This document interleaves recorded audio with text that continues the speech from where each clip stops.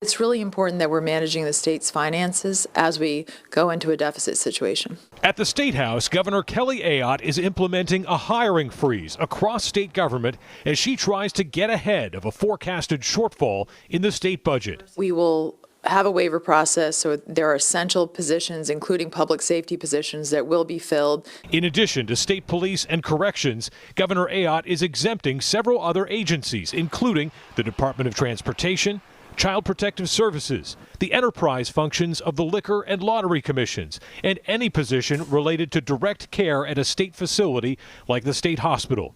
The head of the State Employees Association says he understands the governor is trying to be prudent as she faces a difficult budget process. Well, I think there are a lot of complexities that go into formulating a budget, and I think she wants to get a snapshot of where everything is. And when I spoke to her earlier today, some of that really makes sense to me. As I understand it, essential services are not going to be impacted. For the last few years, one of the chronic problems in state government has been finding and retaining workers, and that's the reason for the big exemptions. State police, as we've previously reported, down more than 50 troopers back in December.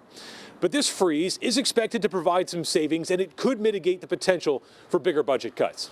Well, certainly there are a number of vacant positions in state government, so hundreds actually, so that we'll be really carefully managing which ones are filled, filling only the essential ones. We, of course, want to make sure the service positions are filled and the public safety positions are filled, but then we'll be gathering savings from that. In Concord, Adam Sexton, WMUR News 9.